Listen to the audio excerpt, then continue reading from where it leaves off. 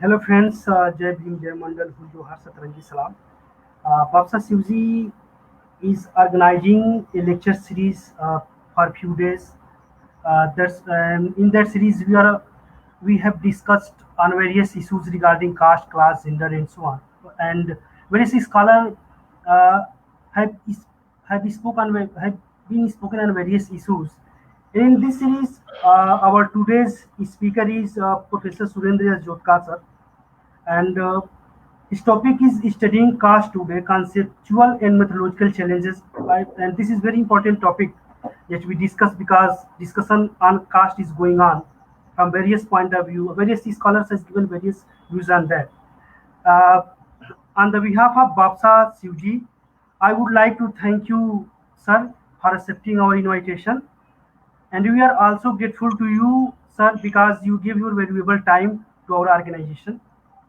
Uh, Here, on the behalf of Babsa Sivji, I would also like to introduce our today's speaker, Professor Surendra Jotka sir, who is professor at the Center for the Study of Social System, School of Social Sciences, Jawaharlal Nehru University. And Professor Jotka is a well-known scholar. Even internationally, he is very well-known in field of social sciences. And here I want to give some his achievement. That Professor Jotka was invited to deliver Radhakrishnan Memorial Lecture at the University of Oxford in 2018. He was fellow All Souls College, University of Oxford from February 5 to 25, 2018. He was ICSR Mercer Award for Distinguished Social Science in field of sociology in 2012. He was visiting professor ICSR chair at the University of Lund, Sweden from October 2012 to June 2013. He was visiting associate professor at the University of Bergen, Norway from May to June 2005. He was honorary visiting fellow at the University of Wisconsin-Madison from January to June 2002.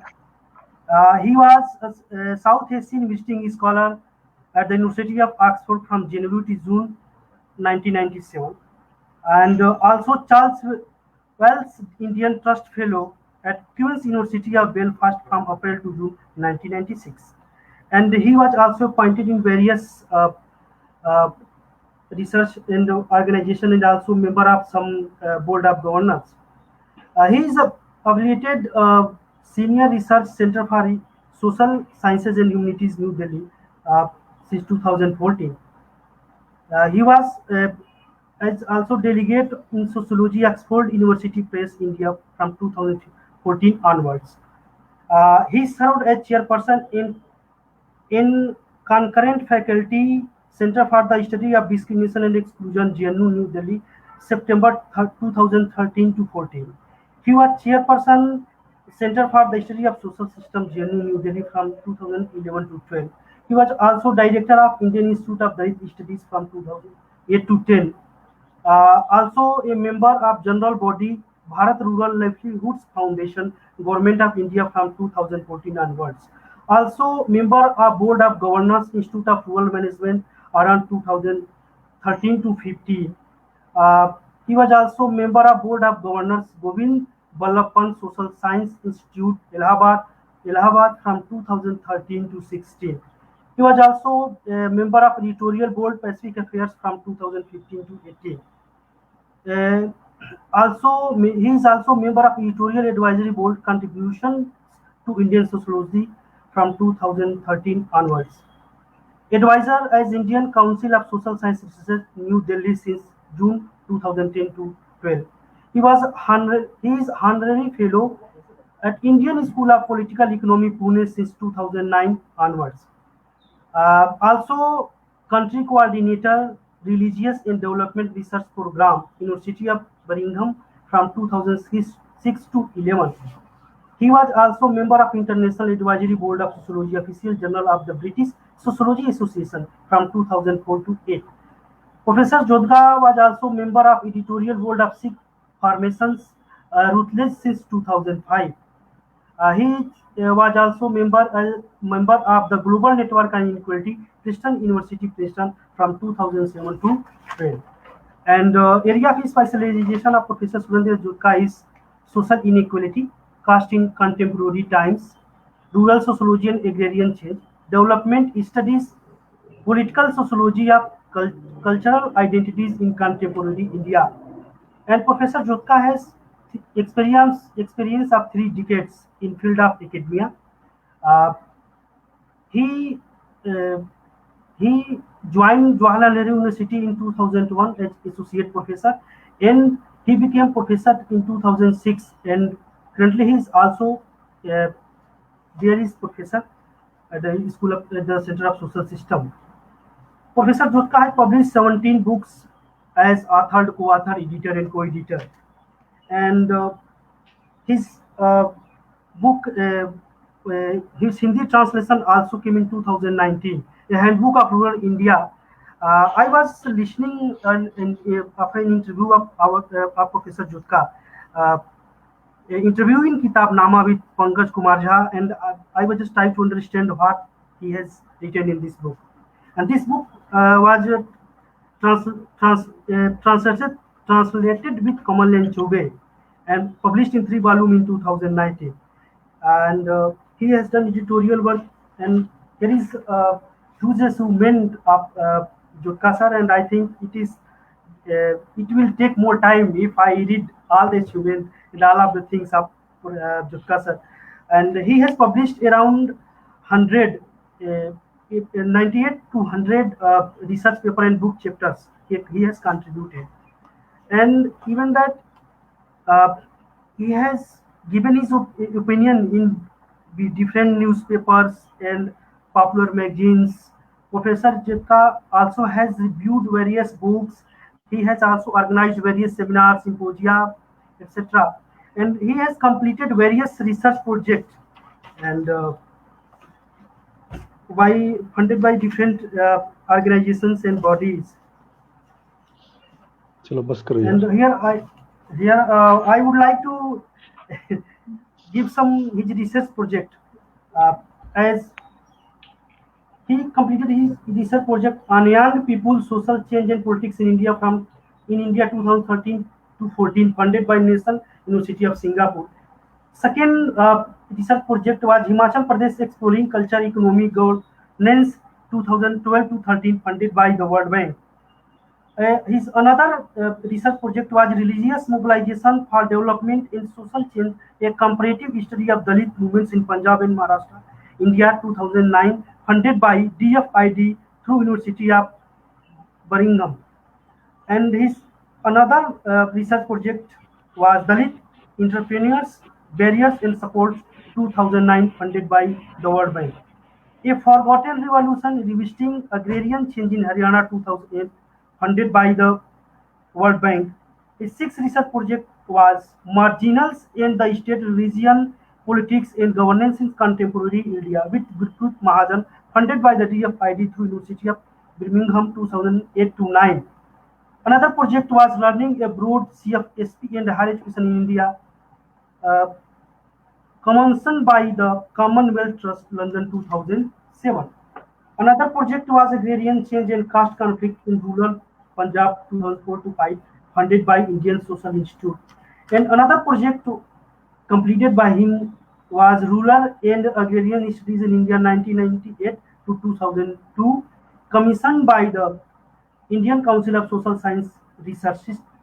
Another research project was Untouchability in Rural Punjab 2002-1, funded by Action Aid India. 11th project is a socio-economic and demographic study of villages in Bharuch district, Gujarat. CSS Surat along with ESP Punalekar from 19 to 91. He has also delivered various lectures as a special lecture and some important lecture. And there are many things to say, but due to because uh, now I am going to invite our today's speaker, Professor Surendra Jotka, who is going to speak on studying caste today, a conceptual and methodological challenges. Sir, you are most welcome. Thank you very much, Akash, for such an elaborate introduction, and thank you for asking me to be part of your group and speak on the subject of my choice. As you just suggested, my topic is studying caste today, conceptual and methodological challenges. I'll try to kind of put before you 6 or 7 points around this topic in next 30-35 minutes, and then we can have some discussion. Since we are not really, we don't have much time, I'll try to kind of sum it up rather quickly so that we can have some discussion. Uh, Let me start by looking at the topic of my research. The first word is studying caste. And I think that's very, very important that when we are talking about something like caste, uh, it obviously generates all kinds of um, what one should say feelings and reactions because we are not talking about a plant or something which is far away from us. We are also not talking about 8th or 9th century BC. We are talking about something which belongs to us, where we are living. So we all have a location problem because we have very strong opinions on these things. That is what makes disciplines like sociology very challenging, very difficult, but also very exciting. So when we are saying that we are studying caste, we must underline this aspect of studying, and that is to some extent possible, and to some extent it is not possible. It is not possible because, as I said, this is something that we are living through. What we are seeing happening in UP, you would have seen this murder and rape and another case that has come up. It obviously makes us very angry, and obviously it also affects different people differently, because you identify with certain cases you don't identify. So caste is not something that is just an objective reality out there and you can study it, you can measure it, you can analyze it. It's not possible. It's simply not possible because it is also part of us and we see ourselves being involved in it. However, to say that we cannot study it at all would also be accepting a failure. Then there is no point in doing social sciences. All of us who are doing PhDs or teaching subjects like caste, we can do this only when it is possible, right? So one way of doing it is to kind of start by stating this, that I'm talking about caste, but I know that my position uh, as a man, as somebody who belongs to a particular caste group. I'm not a Dalit myself, somebody who comes from a particular region of India, somebody who belongs to a particular religion. I also have my own identity. I also have a kind of age. I studied about caste long time back. I started talking about it. So all these things need to be recognized and they need to be, in some sense, stated to oneself, even if you don't tell it to others, that I'm studying caste and I know, for example, as a man, I don't have access to many aspects of gender relations when it involves Dalit women. I can study perhaps Dalit men better. I can look at caste question, but I have my limitations. I have advantages as well. As if I was a Dalit, then there would be different kind of advantages, but there would also be disadvantages. You need to distance yourself from the reality you are studying, and if you are emotionally involved, then obviously it is simply not possible to look at things as they are. And studying obviously requires that. So you can't just pretend that when you're doing activism and politics, that is not studying. So one has to very clearly demarcate these two things. Not that it is possible in reality, but at the same time, we need to start by saying that I'm trying to objectively look at caste and how uh, kind of one approaches it, and I'll show you how it is actually possible. But I think stating this point, underlining this point, becomes very important, and it opens up many other possibilities for us. We begin to then see ourselves also critically and objectively, that this is something that when I'm saying this I'm saying because I want it to be projected like this. So unless we are honest about it, unless we are clear in our mind that studying involves seeing things as they are, obviously we see with our eyes, and our eyes are not objective. Eyes are also at some level shaped by history. We have our own way of looking at things. So there's nothing. completely objective possible, but even then we at some level say that we can study and we should study, and there are many things that we can do, as I will try to show. The second word, which is caste, I mean, which is at some level very obvious, and why should we even think about it as something that we should discuss? We are talking about caste because we already know what it is. Uh, but we are studying caste today, right? So we are also stating the context in which we are talking about caste. We are studying caste in the 21st century in October 2020, and we are talking about how caste is going to be tomorrow in coming period and stuff like that. There is also language. There are also concepts and words that we use. For example, we use words like varna, we use words like jati, we use words like caste, and every region, every language has a set of words which describe caste, right? Different caste groups have their own names. The moment you use the word, for example, Brahmin, it invokes certain kind of feeling depending on who you are, right? And where you are. Right? Similarly, if you use the word, some of the words for Dalit communities have, for example, become unconstitutional, right? Even the word itself is at some level humiliating, right? Even uttering of that word sounds like an abuse. And even though it might sound like an abuse to us, or it is abuse, we recognize it, but large majority of Dalits who belong to those communities are still identified with those names where they live, and they themselves also see themselves through those names, and they would not hesitate saying. And the moment they describe themselves through those categories, they also humiliate themselves in the sense that they begin to accept those hierarchies at some level, because we are also embedded in structures of power. So the word caste is not simply just a word. Every word has its own history, every word has its own politics, language has its own politics. So when we are talking about caste today, we are talking about the way it has come to be, not that it has always been like this. The moment we are talking about caste today, we are also trying to see how caste has been changing over a period of time, and where does it stand today, and how we can engage with it, how we can understand it, and how we can make others understand aspects of change, what has changed, what has become worse, what has become better, what has become sharper, in what different forms it has come to be. I'll again develop some of these points when we are talking about. uh, why do we need to talk about the word caste? Now, there are two or three different reasons. One is that we know that caste is an English word, right? Or it is not a word that belongs to any of the Indian languages.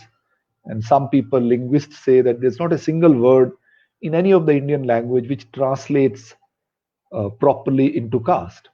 But we all know that caste has existed for a very, very long time, and we have a very strong empirical historical evidence which would state that right from Rig Veda, the idea of Varna hierarchy was embedded in what we today call as Hindu religious philosophy.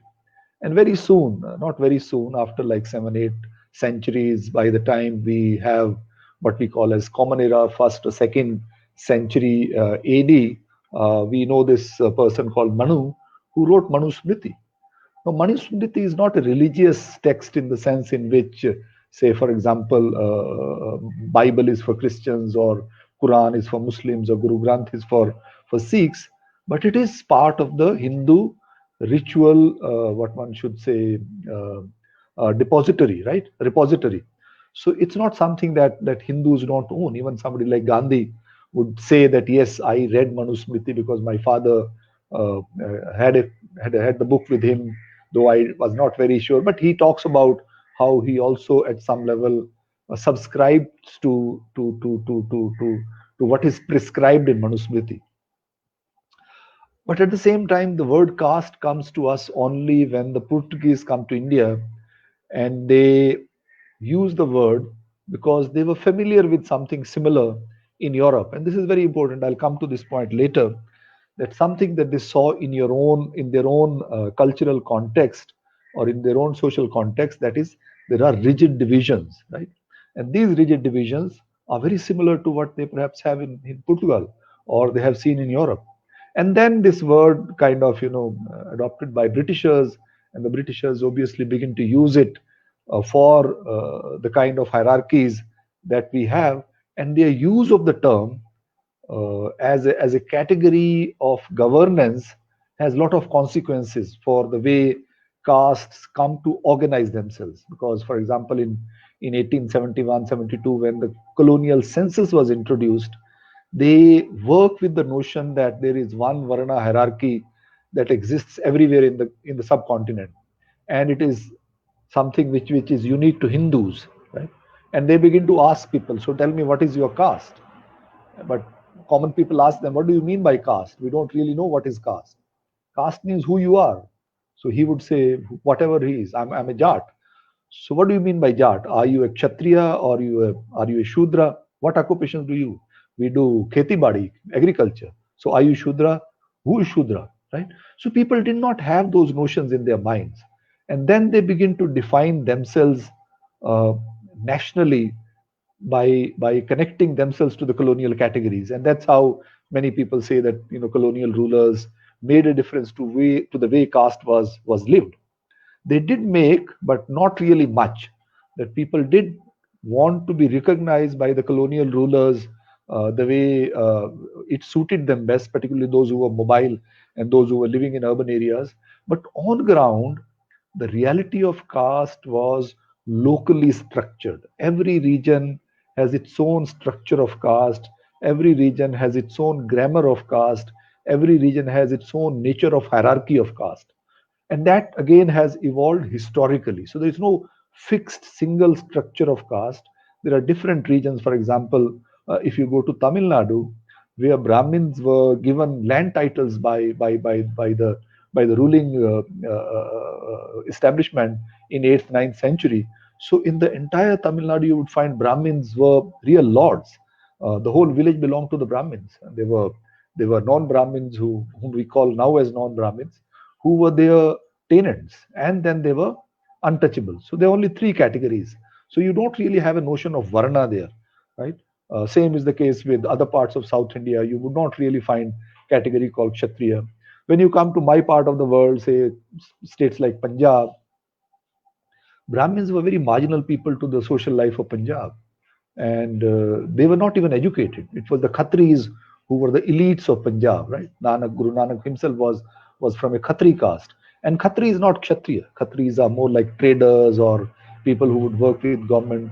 So the point I'm trying to make is that the reality of caste needs to be visualized empirically at the regional level, and we need to think about caste at the regional level, and we also need to talk about or think about the way it has come to be a reality at the national level. Right, today caste is a national reality because we have its institutionalization. It becomes part of the systems of governance. It starts with the colonial census, but then it is also accepted by the nationalist leadership the way the colonial rulers had framed it. And the kind of classifications are very, very important processes. For example, the category scheduled caste, other backward classes, general categories. These are not simple, innocuous administrative categories used for reservations. These categories also acquire a life of their own. For example, the word scheduled caste, if it was not there as a category of classification, if the British rulers had not started classifying communities, those who were seen as being below the line of pollution, there would have been no language available to Dalit movement, right? Ambedkar, for example, embedded in that. So historically, in some sense, it creates the possibilities of the rise of a national political category called Dalit. Many people think of Dalit as a caste group. I don't think Dalit is a caste group. Dalit is a political construct where all those people who are listed in a particular way and which also corresponds with their own experience of marginality and experience of being treated as untouchable and inhuman. So they kind of come together as Dalits, that we have been the oppressed ones, and they begin to then share their experience in many different ways. So the word caste itself is something that we need to kind of conceptually reflect on when we are studying caste. So we need to kind of, if you are doing, for example, study of agrarian relations and caste, we need to empirically regionalize caste. The moment we talk about Dalit, then we have to think at both the levels, local level as well as at the national level, and how the idea of Dalit becomes, in some sense, to begin with, a national category, a category which is pan-Indian and increasingly now pan-global. And this is in this context what I was saying, that caste is constantly changing when we are talking about caste today. There's another level in which there is a lot of literature, which I don't want to go into it, that caste is has a kind of orientalist and colonial coloring, which to some extent we have discussed, but we will leave it here. And the fact that now caste has come to be part of our vocabulary, and very legitimately, it's a very useful category. I'll come to this in the concluding section when we talk about how do we think about caste beyond thinking about our own context. The third point that I wanted to make is about this caste today. How do we decode today? And this is very important because that's where methodological challenge can be talked about. Those of you who have a little bit understanding of the subject of sociology, you would have heard the name of C. Wright Mills. He has a book called Sociological Imaginations. And I'm trying to, in some sense, expand the idea of sociological imagination and see it as a methodological kind of category, methodological entry point into the study of societies. So, what do we mean by sociological imagination? Sociological imagination is to see things in their context. For example, if we are talking about this lecture today, we immediately should think of not only Bapsa, not only of myself as sociologist, not only of the topic of caste that we are talking about, but also a pandemic, also technology, right? Also the larger, what one should say, politics of social media. How does it facilitate our relationships, and what does it do to our relationships? The way we communicate with each other, the language that we are speaking, right? Even though some of you are from, say, Odisha or maybe South India, and now studying in Gujarat in a central university, right? So there's a national educational system, so which brings us all together, and these contexts become very, very critical. So sociological imagination is a system through which we can look at things as they are by locating them in their context and going into their history and then connecting those to us. He classically talked about sociological imagination as seeing individual biographies by connecting them with history, that we are all located in the larger historical process, as we were talking about, that all of us have caste groups, caste identities. I am a Sikh, but I am not a Dalit. But at the same time, I am an Indian now, even though my parents were born in a place which is now in Pakistan, and we are talking to each other because I work on caste. Not that I don't have caste, I have my own caste, and those identities in themselves shape our relationships. But also we are human beings. We think about things critically. We all agree on one point, that when we talk about today caste, we don't talk about caste as simple Indian reality. We talk about caste politically as well. We Because we want to get over it. So, when we talk about caste, in my understanding, in the present day context, we talk about caste, what in my two books on caste have talked as the third moment of caste, right? In 1950s or during the colonial period, when the Britishers were talking about caste, or when anthropologists were initially writing about so Indian villages and talking about caste, they looked at caste as a matter of fact reality, that caste is out there, and you would study it, right? You would study it as an empirical reality, as if you have nothing to do with it. It's like you study rocks, right? So that was what I call as a Brahminical view of caste, because when you're saying that I will just go and study, who would you ask? You would invariably look at the classical texts, or you would talk to people who you feel comfortable with talking, and most of them were either people from abroad, or they were themselves upper castes, Hindus, and they would go and talk to Brahmins and other upper castes, and then we'll tell us what is caste. So they produced an idea of caste which, in some sense, encapsulated what they thought was the Indian tradition, which was even the sociology of caste was very Brahminical. And in the second moment, when people like Rudolphs and Rajni Kothari begin to talk about caste, these are things that I've discussed in my writings. I have a short book. I don't know if you have seen that. Uh, yeah. This is a short book on caste. If you're interested, Oxford India Short Introduction, published by Oxford University Press in 2012.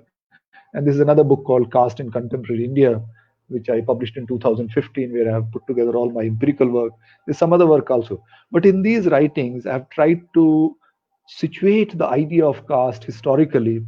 And in the second moment of caste, how in relation to democracy, people begin to talk about caste and politics, and that in some sense becomes another paradigm of thinking about caste. And the third moment is the present time, in the post 90s, when you have after Mandal Commission, suddenly caste erupts from various different sides.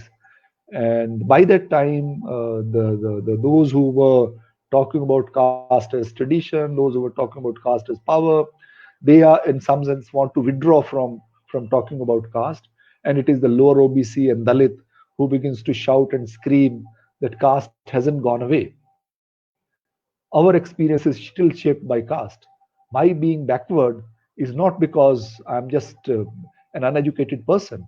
My being backward is located in a particular history, or my being untouchable or Dalit is located in a particular structure of relationships. And that structure of relationships still affects me.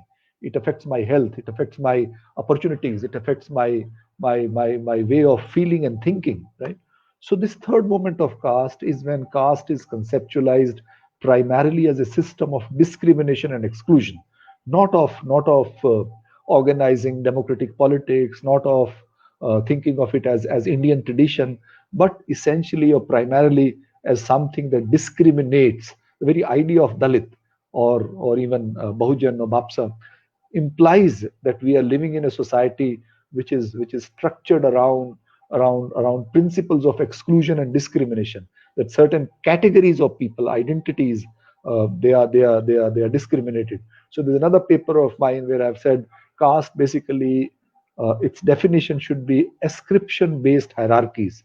Ascription is the identities that you're born into, and when a society hierarchizes people, treats them unequally on the basis of their identity, that is what caste is.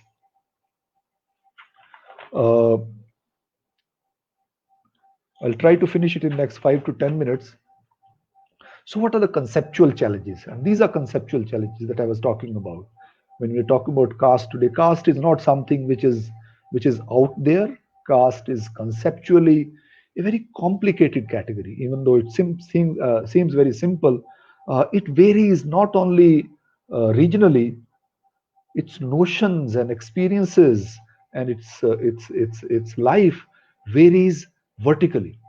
If you are a Brahmin in Gujarat or in Tamil Nadu or in Odisha, your experience of caste is very different from somebody who is a lower OBC, right? Or somebody who is even a kind of Patidar Patel, or a Jat or a landed person. So your own relationship, your own location makes a lot of difference the way you think about caste. Caste is not what is written in the textbooks of caste, like all Brahmins are priests. I mean, Dalits have never had Brahmins as their priests. OBCs have never had Brahmins as their priests. Brahmins work as priests only for the upper castes, right? Dalits have their own religion. Historically, they have had their own ritual system. They have their own people who would perform rituals. Similarly, OBCs would have different kinds of upper OBCs might have some Brahmins as their priests. So different caste groups have had very different kind of lifestyles, different kinds of opportunities. So I would see caste groups also like ethnic groups, and that's what they are. And that's something which has lot of implications.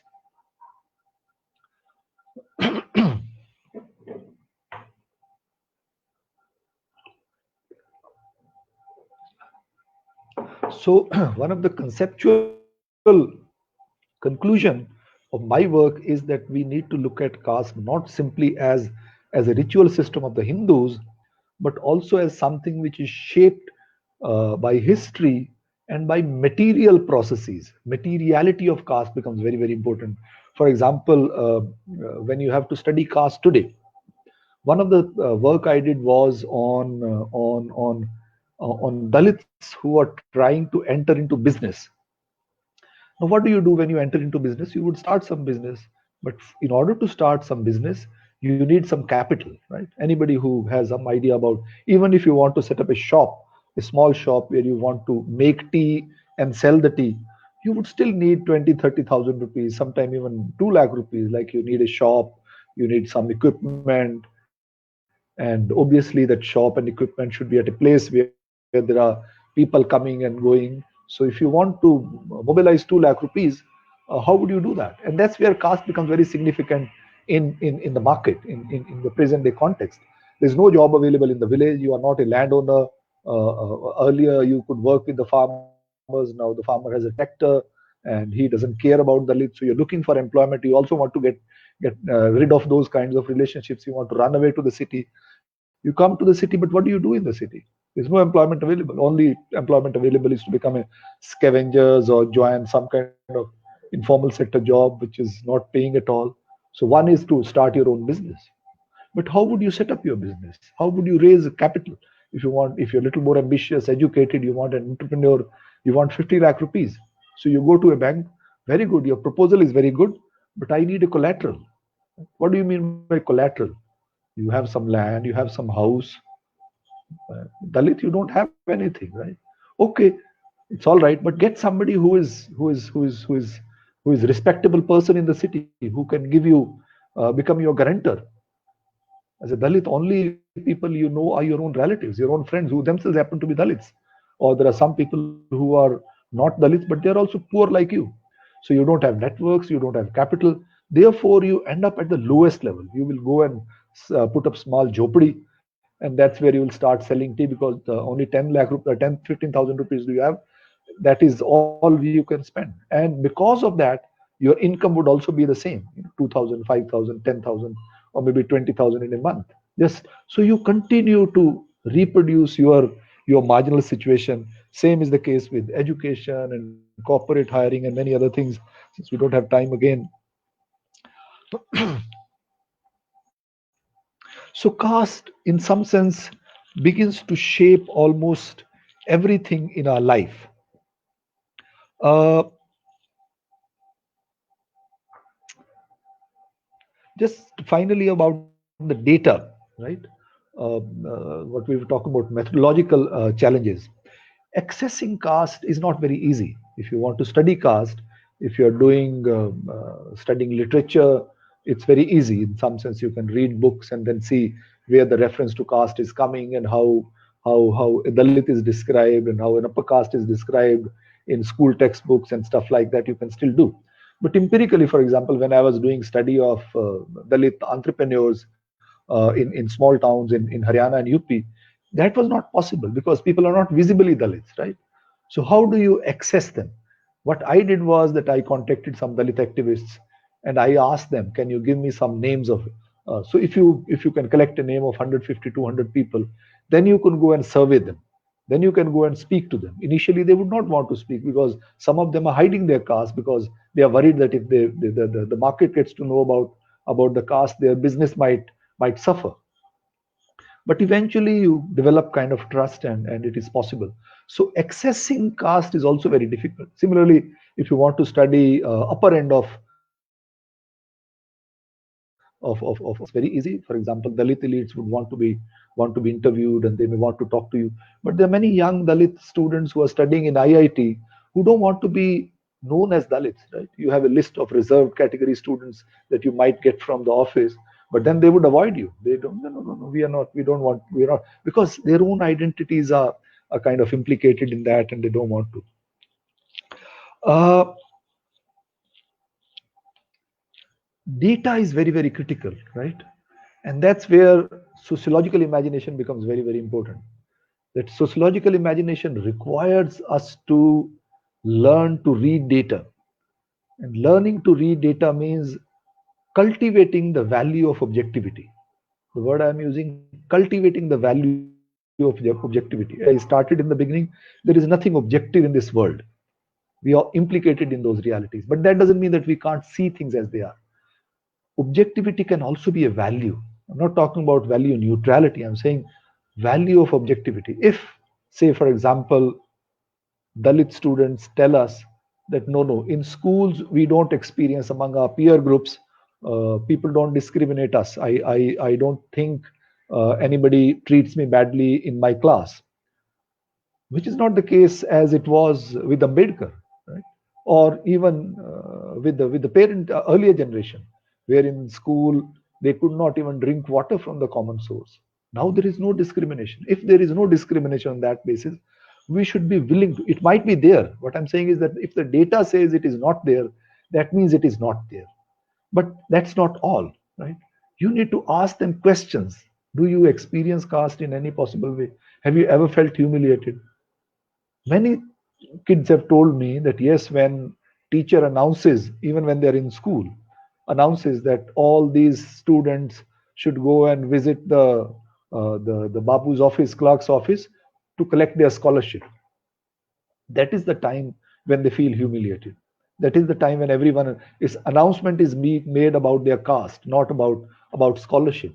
So there are different ways in which caste is experienced, and at some level the experience of humiliation becomes much sharper with the process of development, what we call as in the present day context, when Dalits are educated, they're going to universities. Or how do you experience backwardness?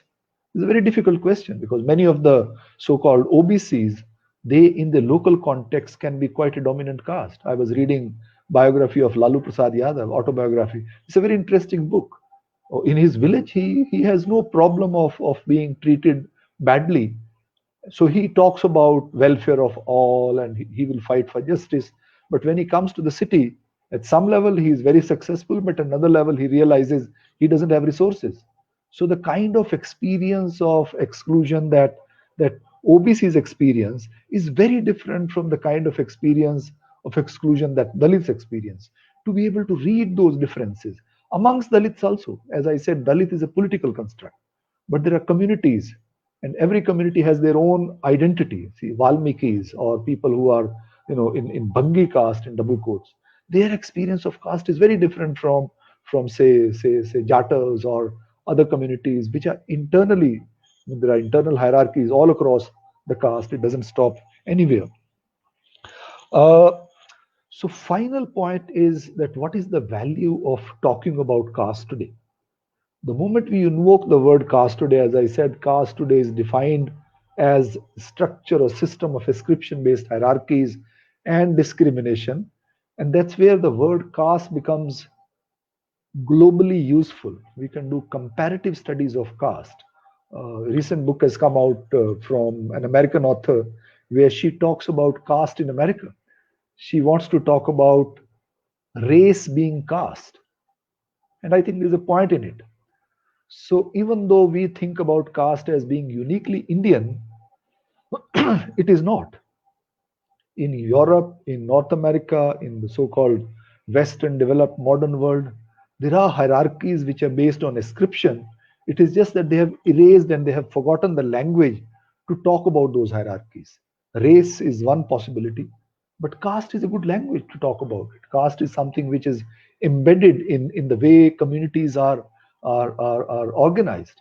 So I think if one was to look at from this third moment of caste, which is the moment of the Dalit or the lower OBC, to talk about caste, they are not talking about caste because they have vested interest in caste. They are raising the question of caste because they want democracy. That is how Ambedkar conceptualized caste. Caste is not to be talked about as a source of pride or identity. Caste is to be talked about to remind the people that experience of caste, inequalities of caste, exclusions and discriminations continue to exist. So that is the value frame within which one is studying caste. We are studying caste by framing questions objectively, but at the end of the day, the idea is to build a society which can transcend caste, which can, what Ambedkar had said, what is it called? The word is, how do you destroy caste? How do you dismantle the realities of caste? Right? Caste annihilation is what is the agenda of caste studies. Now, some people would say, if you want to get out of caste, why do you talk about caste? Precisely, we need to talk about caste because without that, we cannot annihilate caste. That's why we need to reinvent this language not only for India but also for other countries of the world, because hierarchies which are ascription based exist not only in India but in most other societies. And I've also seen, as you said, I lived in Sweden. Countries like Sweden have been able to, at some level, abolish those hierarchies to a significant extent because they actively worked on it. It doesn't get abolished by capitalism as Marxists thought. It doesn't get abolished by modernity and modern technology as many liberals thought. It will have to be proactively abolished, and for that we need to understand in the sense that we need to study different ways in which caste impacts businesses, caste impacts everyday life, caste impacts love affairs, caste impacts the way campus is structured, caste impacts the way people speak to each other, caste impacts the way technology is accessed by various people. So almost everything has its own kind of the structure of inequality, and that's how we need to visualize caste as a form of inequality and the larger structure of inequality. You can't have equality if you have large wealth inequalities. You can't have equality if you have gender inequality. So you need to look at gender and caste anyway intersect with each other in order to reproduce itself, because marriage and kinship is the primary location where caste is reproduced. So let me stop here. I think I've taken a little longer than I was supposed to, but without that I would not have been able to make my argument. So now you can take over and ask me question for next 12 minutes.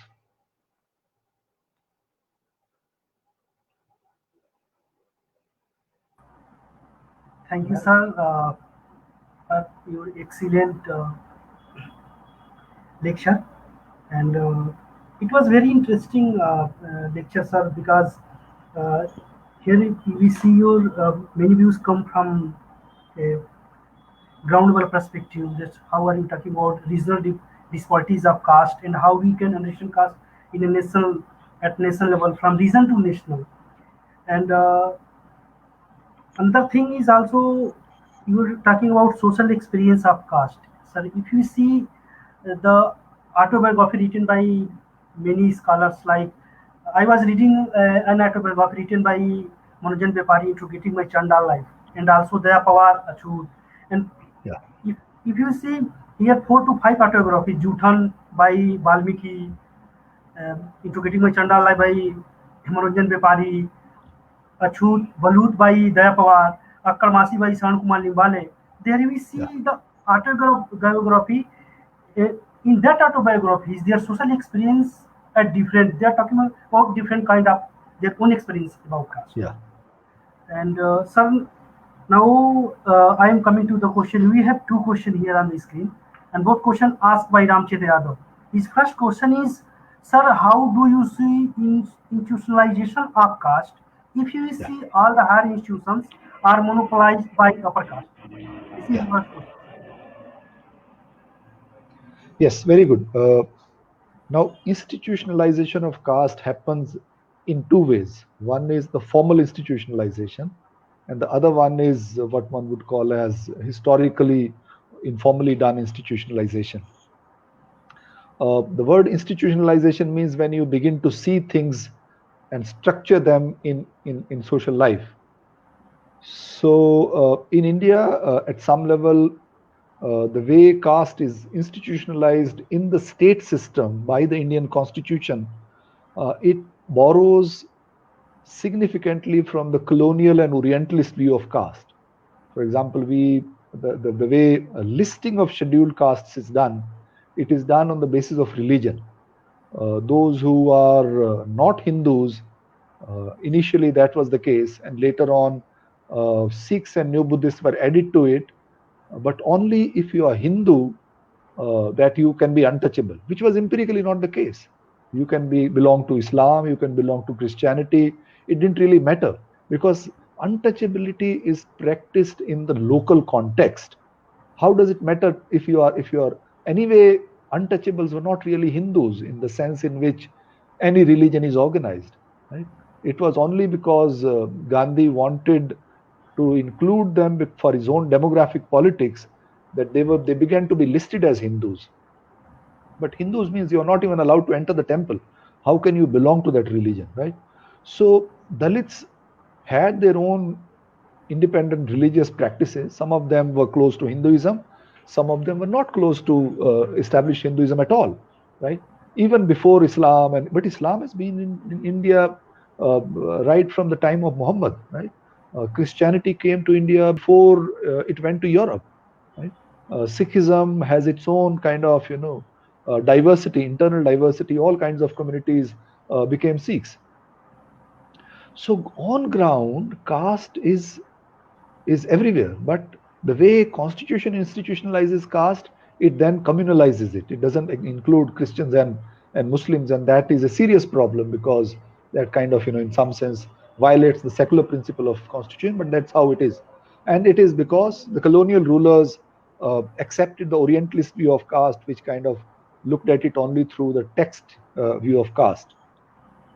Second is precisely what you're talking about, and that is more important, right? The way society is structured, not only educational institutions, also businesses, markets, industry. If you were to, I've done my own interviews in the corporate sector. So you have hospitality, for example, tourism, where you won't find any Dalit at all. Even now in media, for example, which is so powerful, so influential, except for online media. Otherwise, you don't see a dark-skinned person reading news across channels, across languages, across. So there is a very clear, what one should say, capture is perhaps the word. There's very clear institutionalization of, acceptance of what kind of people should be accepted, what kind of people should be given those jobs, and what kind of people should not be given those jobs. So caste is present even when it is apparently absent, right?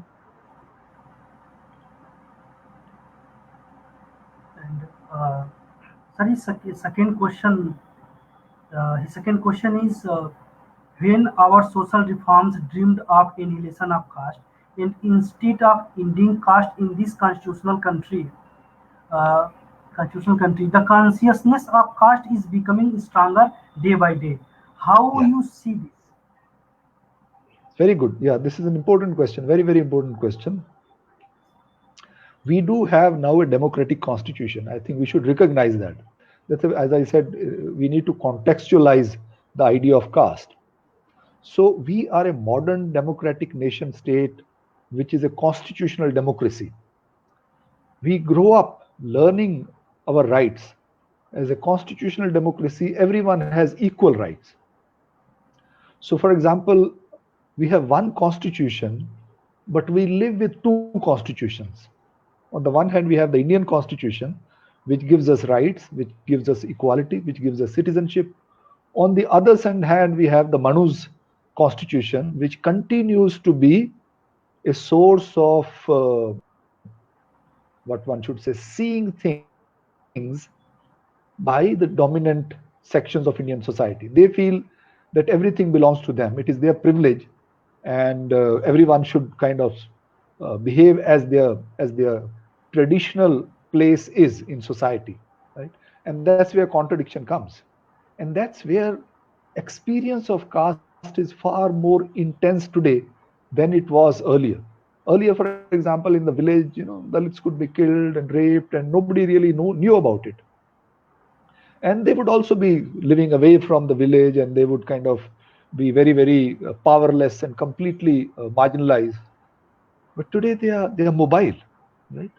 They are mobile because, like everyone else, they want the children to study. And when they study, they are very aspirational because they see themselves as citizens. So, ideologically, in the sense in which caste was acceptable 200 years back, is no longer acceptable to those who are at the lower end of hierarchy. For them, what is acceptable is the Indian constitution. That is the rule that they want to live with. But when they come into the mainstream society has not become equal, right? We did not have socialism of any kind. So we remain unequal as a structure, and that creates conflict. That's why the experience of caste is much sharper today, and conflict of caste is very apparent today. So there is kind of what one should say, dominant sections would want those inequalities to be naturalized and remain naturalized and institutionalized, while there's a growing consciousness among Dalits and lower OBCs to claim their rights, to claim their entitlements, which they think legitimately belongs to them. And it is responsibility of the modern state to actually tilt in their favor. If you want to build a modern society, if you want to build a society where everyone is equal, that is the mandate of the constitution. It is not something that I'm making. It is not even a political statement, right? We are not making ideological statement. It's the mandate of the constitution to create level playing field. And that becomes a research question. Do we have a level playing field? Is it becoming level playing field? The answer is very clearly no. After liberalization, inequalities have become far more aggressive and far more, in a sense, on your face. Thank you, sir. Sir, we have another two questions. Sir, can we ask? Yeah, please go ahead. Actually, sir, this is question from Rajni Gupta. She asked, how caste matters for the Bahujan women in our society? Sorry, come again. How? Uh, how caste matters for the Bahujan women in our society? Uh, by Bahujan, you mean Dalits and OBCs? Dalit, OBC, minority. Yeah, I mean, it matters for everyone. It's not like it doesn't matter for upper castes. It matters for everyone because that's how you are seen. That's how you are identified. And that identification does not end in the village. Even when you come to city, if you happen to be in an IIT and if you have taken admission in through reservation quota, even if you have not, say for example, when you are filling your form, you would write SC category, and if you happen to be the topper in the general list, they would put you in the reserved category because they want to keep that general list vacant. And the moment you're put into just SC category, then you're identified as somebody who cannot be meritorious. So all your life you carry those identities and baggages, right? So you experience caste all the time. I mean, the moment ask for house on rent, and they'll ask you, who are you? Right? Marriage, kinship, every time, the people who want to get married, because 90%, 95% marriages in India are arranged marriages. They all happen within caste group. So it's, even if younger people who come from upper caste, rich families, they may not know their caste, but that's a privilege only of some, right? That not having identity of caste can only be a privilege of the privileged, right? So if you come from slightly, as you said, Bahujan categories, but Bahujan is again a political construct which is being mobilized. On ground, there's nothing called Bahujan, right? Dalit category has still kind of consolidated itself, but there also their divisions, internal community-wise divisions are very strong. So have no illusion. These are not empirical processes. These are political constructs. Yeah. Second question. Yes.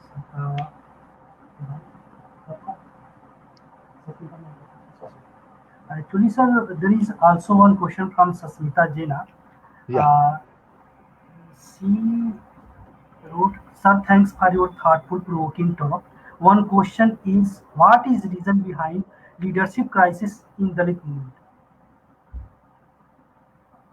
Yeah, it's a difficult question. It's a very good empirical question. I think it's something which we need to take very seriously, and it needs to be also studied.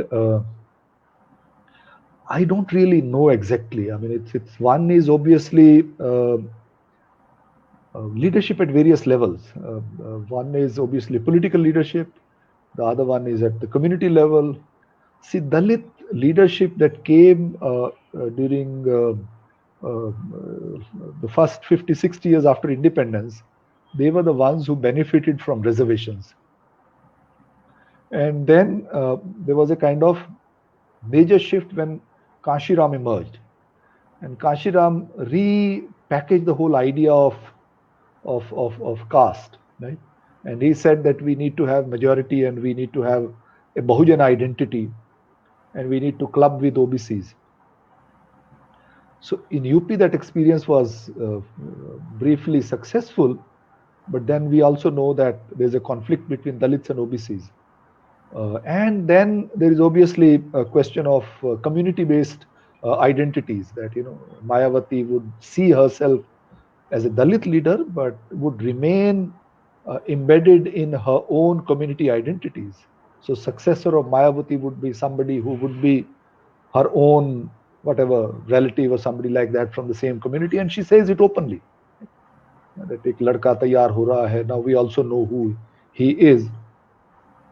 So I think there's a general, what one should say, lack of democratic culture all across in India. We don't really have democratic sensibilities. And if we had democratic sensibilities, then we would perhaps cultivate those sensibilities and organizations will also become democratic. So this is a kind of reflection of the larger political problem we have of leadership in the country, in our society. And unfortunately, Dalits also have that, even though they are fighting. And one possible explanation for that is because of very weak nature of Dalit movement at the moment. The various, I mean, people who study movements, when there is a lot of mobilization from below, you would have a kind of democratic pressures. But that doesn't exist now. It has become more what we were talking about, institutionalized leadership, and they have their own stakes. But there are lots of possibilities still. I think Dalit leadership is evolving, and it's very robust. And if you were to look at from distance, you would see Dalit politics in India is not something that you can wish away. Even though they become opportunists, they become collaborator, all kinds of things happen at individual level.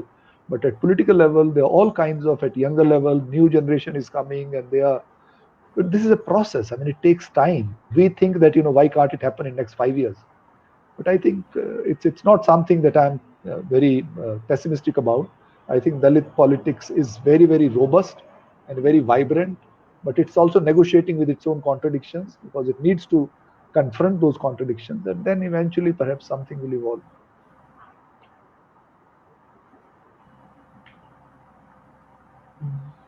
Thank you, sir. Sir, we have last question. We have Yeah. only one question now. Yeah. Asked by Pradhanibad. He asks, in the present context, caste is a big menace. Everyday life, Dalit Bahujan are being socially and politically excluded and discriminated from their life. And in the name of gender and untouchables, they are murdered, raped, kidnapping, and burning. In this context, what is the solution to eradicate these types of inhuman activities or human rights violation, or what is the methodology to stop this type of activities? Yeah. No, precisely. All these are also empirical questions, right? When we are talking about violence against Dalits, see, there are different levels of working. That's what I started with. As a social scientist, we have our task to study them empirically. Right? We tend to mix sociological empirical work with political activism. Not that we can do empirical work without having some kind of political understanding, but our task is to frame precisely what you're saying into empirically researchable questions and then see how, for example, nature of atrocities has changed over the past 60 years or 200 years. Right? Earlier, there were particular kind of atrocities. Now there are different kind of atrocities. But in last 15 years, we are seeing the trend has again changed. Dalits no longer live in villages dependent on the upper castes for jobs, for work, because they are not working in agriculture. Most of them either have their own agricultural lands or they work outside. They live in the village, but there is some kind of autonomy that has happened. So their conflict with upper castes has declined, the kind of conflict that they used to have earlier. But again, it would vary from region to region. In Punjab, Haryana, it is true, but it may not be true for Odisha, right? So in Tamil Nadu, there may be different processes. So as social scientists, this is a difficult task to do, but don't underestimate its value. So let's kind of focus on that. Was what I was trying to say. I mean, at political level, there are other people who would give you a better understanding. But Dalit leadership, for example, why is there no Dalit middle class? There was this whole kind of new movement of what one should say that Kashiram had popularized, giving back to society. Right? So what did that do to the newly emerging Dalit middle classes? Right? Or reservation? These are empirical questions, and these are things that social scientists can do. But there are many things that for that you need political activism. You yourself can be political activist, but in the role of political activist, your task is different. In the role of a social science researcher, your task is different. And I think recognizing this difference is critical also for the movements. Otherwise, we would not know the ground realities, and then you would keep speculating and keep kind of cursing the community, or thinking that this is something which is psychologically wrong with us, which may actually be a part of larger historical process.